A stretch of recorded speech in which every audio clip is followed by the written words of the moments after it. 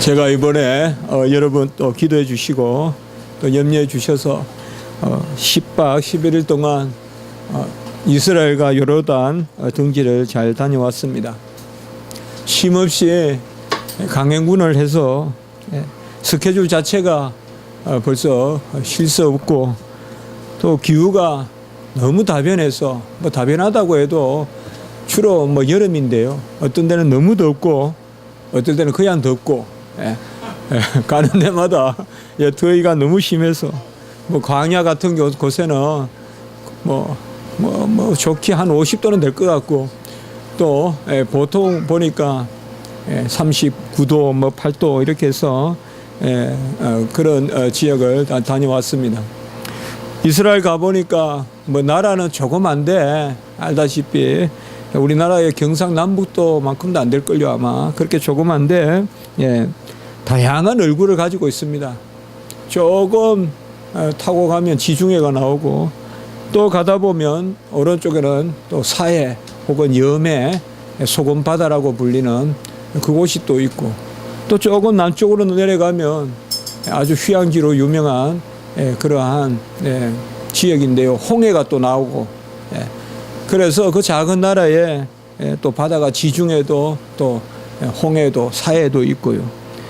또 지형 자체가 우리나라는 사실 많이 이렇게 어디 다르다 해도 거의 보면 우리나라는 산이 있고 들이 있고 또 계곡이 있고 이런 모습이거든요. 근데 이스라엘은 가보니까 아주 자체가 다양합니다. 저는 이번에 두 번째 사실 가봤는데요. 산지가 있고 산지라 한들 우리나라 같이 그런 산맥이 있고 이렇지는 않습니다만은 그래도 산지가 있고 또 구릉이 있고 평야가 있고 광야가 있고 이런 작은 나라지만은 다변합니다. 제가 졸라서 우리 학생들과 함께 히브리 대학교로 가봤는데요. 거기에 공부하는 분이 우리를 안내했습니다. 그래서 아주 참 유능하신 분인데 좀 안 됐어요. 학비가 없어서 그렇게 아르바이트 한다고 다니는데 고신 나오신 분인데 이번에 많이 또 대화도 하고 했는데 제가 어쨌든 아주 지쳐 있지만은 히브리 대학교를 한번 가보자. 제가 신학교 다닐 때 돈이 없지만은 모아서 장차 제가 뭘 해야 될까 해서 신학교 3학년 때 미국에 한번 갔다 온 적이 있거든요. 그것도 트리니티, 칼빈 신학교 한번 둘러보러 미국에 처음 외국이라고 처음 외국 나가봤습니다.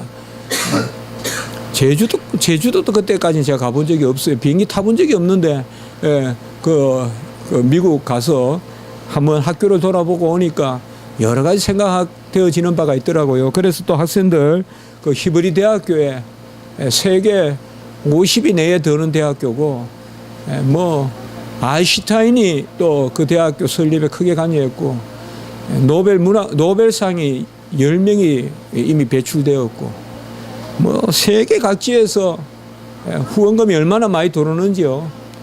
그런 대학교 히브리 대학교였습니다.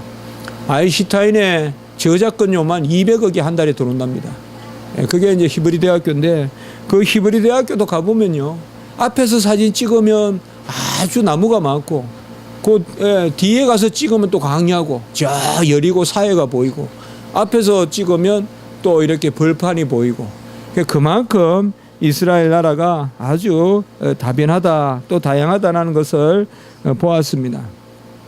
저는 이번에 다니면서 이스라엘 백성들에게 가장 중요한 게 뭐냐, 키워드가 뭐냐, 말씀과 물이다 이런 생각을 해봤습니다. 떡은 잘 모르겠어요. 떡은 그래도 잘 사니까. 근데 이 물이 참 어디든지 가면 귀합니다. 귀하고 저는 호텔이나 이런 데 가서 또 잡았지만은 찬물이 안 나오는 곳은 또 처음 봤어요. 뜨거운 물이 안 나오는 데는 많이 봤는데 찬물이 안 나와요. 그 동네는. 그래가 두어서 이제 들어가서 좀 씻어 보겠다 싶은데 온수가 나와요. 그게 온수가 자연수예요. 온수가 나와서 그냥 그래서 이제 전화해서 한번 물어볼까 하다가 이거 그러려니 했습니다. 벌써 이런 기후에 냉수 만들기도 쉽지 않겠다. 여러분 온수 만들기가 쉽겠어요? 냉수 만들기 하고 전부 다 어떻게 냉수를 냉장고에 다 집어넣을 수도 없고 어떻게 냉수를 만들겠어요? 그 뜨거운 물로 또 씻고 그래서 참 물이 문제다. 가는 곳마다 갈증이고 뭐 하루에 아마 우리가 막 물을 사가지고 10개는 더 먹었을 겁니다.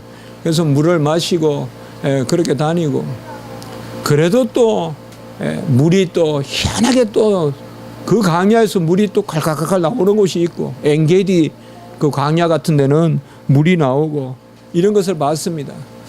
그리고 또 하나의 저에게 신겨지는 키워드는 바로 말씀이었습니다. 모든 게 다 쓰러지고 이스라엘 가보니까 정말 가는 곳곳마다 핍박당하고 전쟁. 뭐 우리나라가 옛날에 저는 시련과 극복이랑 그런 우리 책이 있었어요. 여러분 우리 또 세대도 제 세대는 그걸 알겠지만 우리 필수 과목이었어요. 고등학교 때도 시련과 극복이라고 책이 있었어요.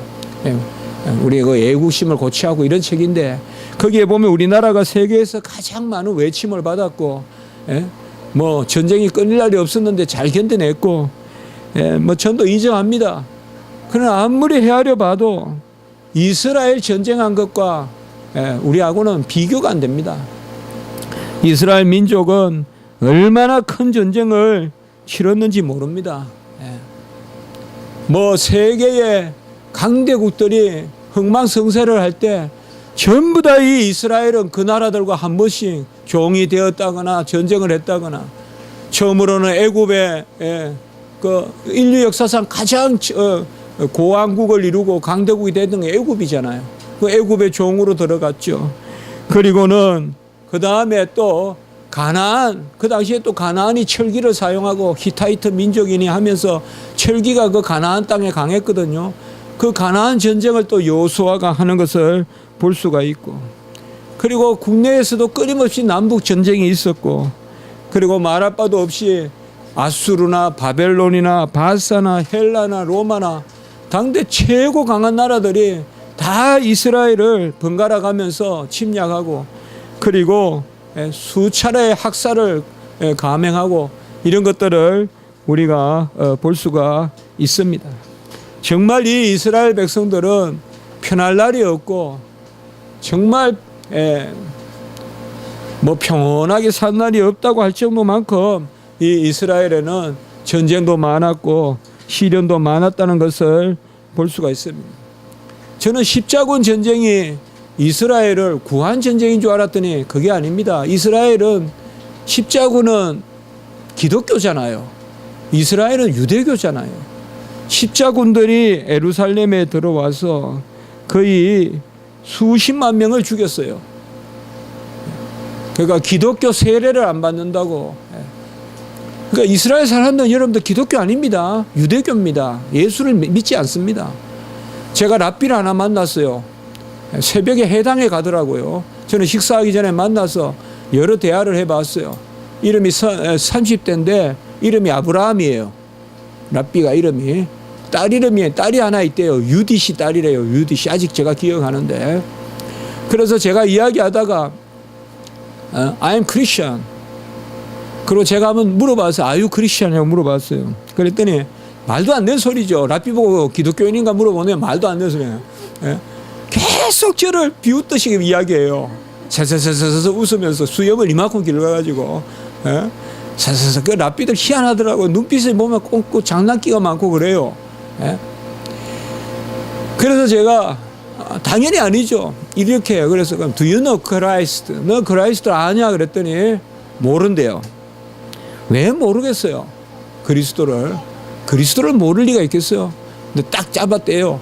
나는 그리스도를 모른다라고 이렇게 이야기해요. 그 십자군 전쟁 때도 유대인들은 수십만 명이 학살을 당하고 세례를 받지 않는다고 한꺼번에 3,000명을 그냥 세워놓고 말발굽으로 그냥 밟아 죽였어요. 그게 이제 이스라엘 사람들이 당했던 그러한 학살입니다. 여러분 이스라엘이 완전히 망한 게 언제입니까? AD 73년입니다.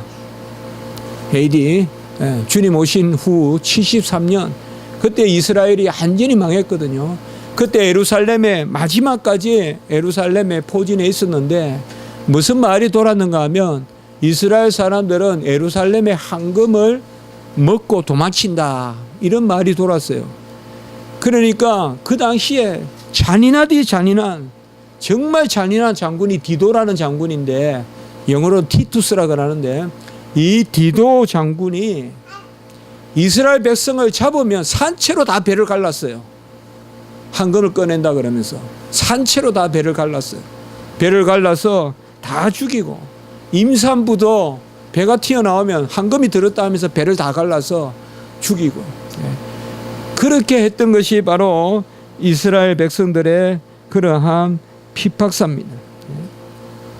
그리고 유럽에 페스트라는 역병이 돌았을 때는 또 유럽에 흩어진 이스라엘 백성들이 이 유대인 때문에 역병이 돈다라고 해서 유대인 사는 지역에 독약을 다 풀어가지고 100만 명이 또 죽었어요.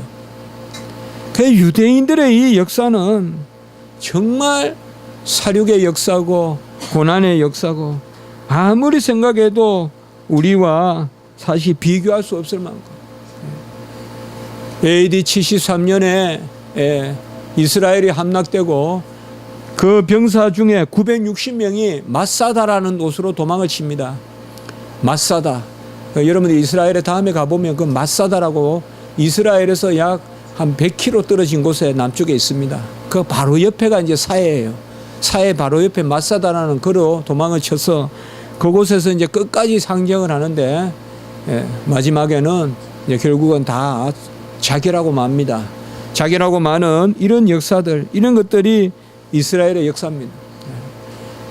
이 이스라엘이 AD 73년에 망하고 2000년 만에, 거의 2000년 만에 1948년에 독립을 합니다. 그러니까 완전히 이스라엘 백성은 AD 115년에는 하나도 안 남기고 다 쫓아냈어요. 이스라엘 땅에서. 그런데 뭐 남아서 숨어있는 몇 명은 있었겠죠. 그 사람들이 가보니까 또 사마리아인이라 하면서 자기들은 끝내 안 떠났다라고 주장하는 사람들이 있더라고요. 사마리아 또 지역에 가니까 한 750명이 남아있대요. 그 자기들은 한 번도 이스라엘을 떠나지 않은 순수한 혈통이라 하면서 그 사람들은 그리심산을 또 섬겨요. 그리심산을 섬기고 아주 또 그런 사람들이 있어요. 그러니까 이 이스라엘 역사는 참 우리가 보면 환난의 역사고 고난의 역사고, 그런데 이들이 세계 각지에 흩어다니면서 말씀을 잊어버리지 않았어요. 언어를 잊어버리지 않고. 우리나라는 3대 4대만 돼도 외국 가서 언어를 유지하기가 어려워요. 자녀들이 한국말을 쉽게 까먹어요. 그렇죠. 그게 뭐 우리나라만 그런 게 아니에요. 저 남미에 멕시코에 살다가 미국에 오면 한 3대 4대 지나면 멕시코 말 까먹는 거예요. 스페인어 까먹고. 화란 사람들이 미국 가도 마찬가지고, 독일 사람들이 미국 가도 손자 때쯤 되면 독일 말을 까먹어요. 근데 이 이스라엘 백성은 그렇지 않아요. 2000년이 돼도 언어를 안 까먹었어요. 자기 나라 언어를 보존하고, 그리고 왜 언어를 보존했냐, 이게 중요해요. 그 히브리어 이스라엘 말로 성경이 기록되어 있다는 거예요. 성경이 기록되어 있기 때문에 그 말을 까먹으면 성경 말씀을 까먹으니까 그들은 주야로 성경 말씀을 암송하면서 그 언어를 지켜왔던 거예요. 언어를 지켜오니까 바로 그들이 1948년에 사실상 2000년 동안 팔레스틴 사람들, 아랍 사람들이 살던 곳에 이스라엘 사람들이 시오니즘이다라고 해서 시온으로 돌아가자, 시오니즘을 주장하면서 들어온 거죠. 세계에 이런 역사가 없어요. 완전히 쫓겨났던 사람들이 다시 그 나라로 들어가서 이 땅은 우리 땅이다라고 하면서 그렇게 그때 독립을 한 거예요. 1948년에. 그래서 이스라엘 국기에 보면 다윗의 별이 있고 물결이 2개 있어요. 여러분들 보면 하늘색으로 되어 있고, 그 하늘색은 거룩한 색을 뜻해요. 거룩한 색이에요. 성전에도 그 하늘색이 거룩한 색이고, 이스라엘의 국기에 다윗의 별이 있고, 위로 물결이 하나 있고 아래로 물결이 있는데, 위에 물결은 뭔가 하면 메소포타미아, 티그리스 유브라데스 강을 뜻하고 밑에 물결은 뭘 뜻하는 나일강을 뜻해요. 저는 이거 처음 알았어요, 이번에. 나일강에서 이라크의 메소포타미아까지는 가나안 지역, 곧 이스라엘 땅이라는 거예요. 이 사람들이 그렇게 무섭더라고요. 오늘 우리가 로마서를 계속 보는데 마침 우리에게 주시는 말씀이 유대인의 나음이 무엇이냐, 할례의 유익이 무엇이냐, 뭐 혈통이 낫냐, 할례 받았기 때문에 그 할례 받아서 나으냐, 그게 아니다. 2절에 보면 그들이 가나안 점이 하나가 있으니 그것은 그들이 말씀을 맡았음이라 라고 이렇게 이야기하고 있어요. 유대인들의 뛰어난 점은 다른 것이 아니라 어떻게 보면 할례를 받았다고 뛰어난 것도 아니고 그들이 아브라함, 이삭, 야곱의 혈족이라고 해서 뛰어난 것도 아니고 사실 혈통은 순수한 혈통도 없어요 이제. 혈통이라서 뛰어난 것도 아니고 그들이 말씀을 맡았습니다. 가는 곳마다 보면 모여서 말씀을 이렇게 읽고 있는 모습. 어린아이든 어른이든 말씀을 읽고 있어요. 막 말씀을 그렇게 즐기듯이 읽고 막 또 자기들끼리 춤도 추고 노래도 하고 막 그래요. 말씀을 맡았습니다 라고 이렇게 이야기하고 있습니다. 말씀을 맡았다는 것이 무엇을 뜻할까요? 첫 번째는 하나님을 아는 백성이라는 뜻입니다. 유대인들은, 이스라엘 백성은 하나님이 친히 말씀하심으로 하나님이 자기 자신을 드러내시고 그 말씀을 주셔서 주야로 묵상하게 했습니다. 여러분 이런 거 한번 생각해 봤어요? 말씀을 어떤 것보다 더 맛있다고 생각해 봤어요? 말씀이 어떤 것보다 더 달다고 생각해 봤어요? 말씀이 어떤 것보다 더 시원하다고 생각해 봤어요? 우리가 커피도 찾아요, 음료수도 찾아요. 말씀을 그만큼 찾아봤어요. 사슴이 시냇가에 물을 찾듯이 말씀을 찾아봤어요. 바로 이번에 제가 가서 본 것은 그런 부분입니다. 유대인들이 말씀을 얼마나 귀하게 여기느냐. 말씀을 모르면 하나님을 모르고, 하나님을 모르면 하나님을 경배할 수 없고 예배할 수 없고 하나님의 뜻을 알 수 없기 때문에 말씀을 맡았다는 것은 바로 주야로 하나님이 말씀을 주시고 또 그 백성을 통하여 말씀을 기록하게 하시고 그 말씀을 주야로 묵상하고 경문으로 차고 옷술에 걸고 그 말씀을 문설주에 새기고 그 말씀을 종일토록 말씀을 새기면서 살으라고 하는. 제가 유대인들이 그리스도를 믿지 않는 것은 참 안타까운 일이지만 그래도 조금 부러운 것은 식사하기 전에 1시간 동안 모여서 회당에서 말씀 읽고 물어봤어요. 어떻게 너들 하냐? 아침에 한 얼마나 읽어야 한 1시간 읽는다. 그리고 또 점심때쯤 모여서는 점심때는 짤막하게만 읽는데요. 그 아까 만났던 랍비가 그런 이야기를 해요. 그리고 저녁 때 또 말씀을 읽는다고 그렇게 했습니다. 하나님은 문어누기 깨워요. 하나님은 말씀을 통하여서 이스라엘 백성에게 들려주시고 그 이스라엘 백성이 그 말씀으로 살게 했어요. 천지는 없어지나 말씀은 영존한다고 했어요. 백성도 죽고 성도 무너지나 말씀은 영원하다. 그것이 바로 이번에 이스라엘 가서 제가 깨달았던 거예요. 사람도 쓰러지고 성도 무너지고 강물도 끊어지고 요단강도 점점 말라가고 사해도 1년에 눈에 띄게 말라가고 바다도 마르고 강도 마르지만은 말씀은 영존하다 이 말이에요. 말씀은 영존하다. 꽃도 시들고 풀도 마르나 여호와의 말씀은 영존한다. 베드로의 사도의 말씀이 나오지 않습니까? 바로 그들은 하나님의 말씀을 맡았습니다. 모세에게와 같이 친히 말씀해 주시고 야곱에게와 같이 얼굴을 보여서 버니엘 하나님이 말씀해 주신 것입니다. 여러분, 우리는 무엇보다도 말씀을 꿀송이같이 여기고 말씀을 주야로 묵상하고 말씀을 읽어야 됩니다. 말씀은 우리가 알지 못하는 힘이 들어있고 소망이 들어있습니다. 소망을 가지고 말씀 읽는 게 아닙니다. 지혜가 있으니 말씀 읽는 게 아닙니다. 말씀 읽을 때 소망이 생기고 말씀 읽을 때 지혜가 생기고 말씀 읽을 때 내 안에 생명의 기운이 도는 것입니다. 바로 유대인들은 그 말씀을 맡았다라고 이렇게 이야기합니다. 유대인들은 또한 이 말씀 가운데 언약을 받았습니다. 말씀은 약속이 있습니다.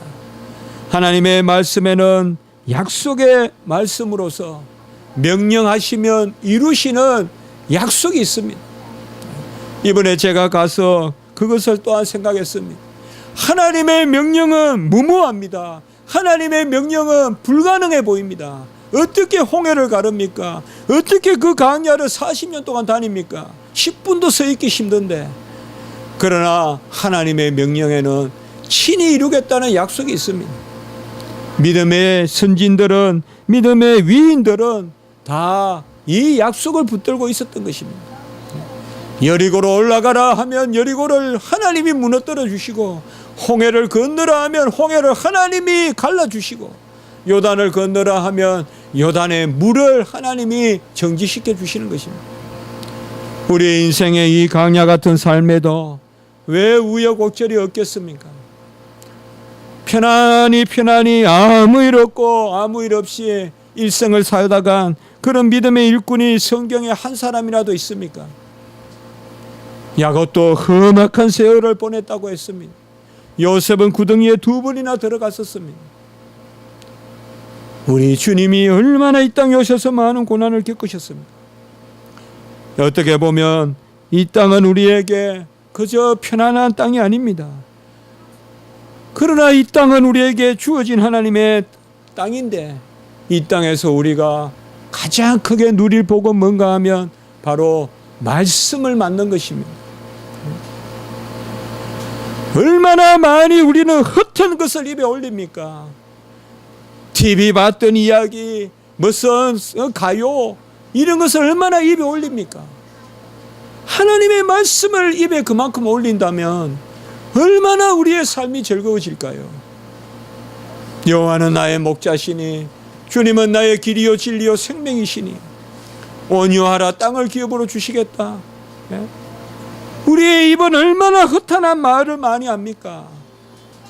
얼마나 쓸데없는 말을 많이 합니까? 우리가 여호와의 말씀을 주야로 묵상하고 그 말씀을 굴성이보다 더 귀한 것으로, 그 말씀은 언약의 말씀입니다. 이스라엘은 작은 나라입니다. 그들은 아직 그리스도를 믿지 않습니다.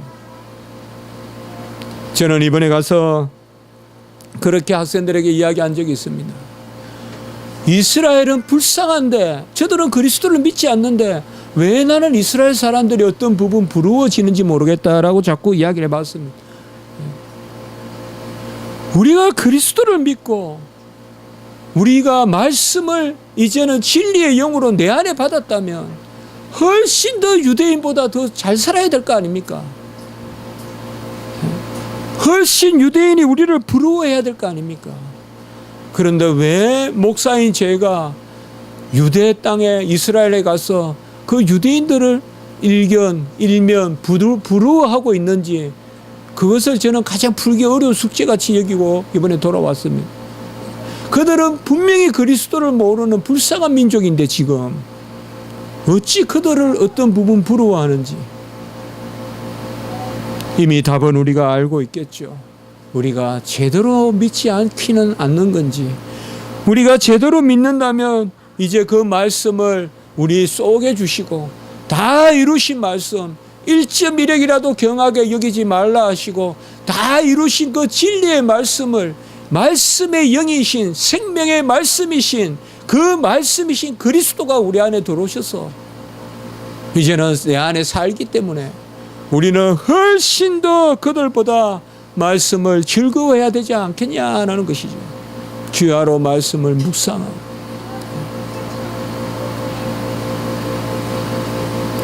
우리가 갈릴리에서 호숫가에서 배를 타기 전에 다 시끌벅적 우리 학생들이 어디서 여행을 왔는지 시끌벅적한데 거기에 벤치에 앉아서 여학생 하나가 열심히 성경을 막 읽고 있어요. 그래서 물어봤어요. 뭐 하는 여학생인가 물어보니까 안내하는 사람이 이스라엘 학생들은 다 저렇게 성경을 암송한대요. 고등학교나 이럴 때. 아, 저게 참 무서운 거구나. 저 미국의 뉴욕의 맨하탄의 90% 이상이 유대인 땅이에요. 맨하탄에. 그리고 정권계나 금융계는 다 잡고 있어요. 음악, 예술, 유대인 빼면 아무것도 없어요. 저도 시간이 있으면 이번에 아쉬운 것은 예루살렘 간 김에 교향악 한번 음악 한번 들어보고 왔으면 하는 마음이 있었지만 그런 아쉬움이 있어요. 갑자기 스케줄이 잡혀서 안 그러면 제가 어쨌든 한번 표를 끊어서 듣고 올었을 텐데 아주 세계적인 오케스트라가 또 거기 있다고요. 어떻게 해서 그들이 이렇게 무슨 특권이 무슨 그들이 재주가 있어서 아무것도 없어요. 오늘 2절에 그들의 유익이 무엇이냐 그들이 하나님의 말씀을 맡았음이니라 라고 이렇게 말씀하고 있는 것입니다. 출애굽기 19장 5절에서 6절에 보면 세계가 다 내게 속하였나니 너희가 내 말을 잘 듣고 내 언약을 지키면 너희가 열국 중에서 내 소유가 되겠고 너희가 내게 대하여 제사장 나라가 되며 거룩한 백성이 되리라 라고 이렇게 말씀하고 있습니다. 저도 많이 이번에 목사지만은 얼마나 제가 말씀을 멀리하는지 그저 말씀을 많이 읽어야 되겠다라는 그 생각을 했습니다. 유대인 교육법은 하나랍니다.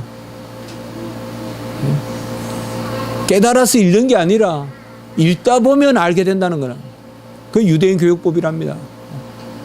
그냥 무조건 읽으라면 무조건 읽다 보면 알게 된다는 거예요. 뭐 이게 어떻게 돌아가는지 저는 몰라요 이런 게 없다는 거예요. 그냥 읽다 보면 알게 된다. 그게 유대인 교육법이라는 거예요. 읽다 보면 알게 된다.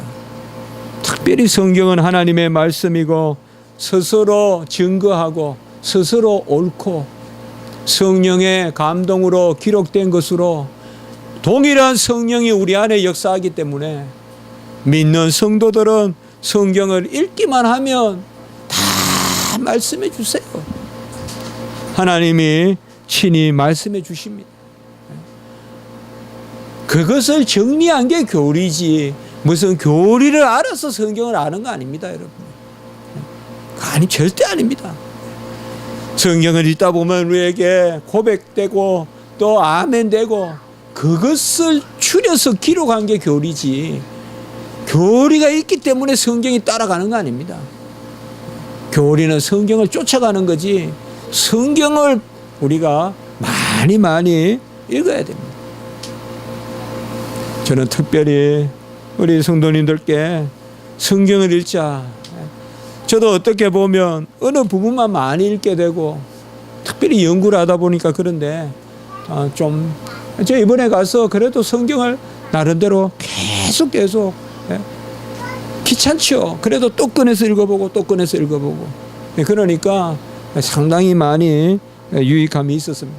제가 혼자만 다녀와서 미안한데 또 제 설교하는 가운데서나 또 다음에서라도 제가 같은 안대와 새까맣게 타게 다닌 것은 그래도 여러분들에게 전해줘야 되니까 제가 그래도 잘 들어보고 그렇게 왔습니다. 이제 그 말씀이 육신이 되어서 우리에게 왔고 우리가 그를 영접했습니다. 영접하는 자, 하나님의 아들을 믿는 자, 말씀이 육신이 되어서 우리가 그 영광을 보니 은혜와 진리가 충만하다. 이제 주님이야말로 진정한 말씀이에요. 그 말씀이 우리 안에 왔어요. 그 말씀은 진리이기도 하고 은혜이기도 한 말씀이에요. 이런 말씀 세상에는 없어요. 세상에는 말씀은 그냥 디렉션이에요. 지켜주지는 못해요. 네가 알아서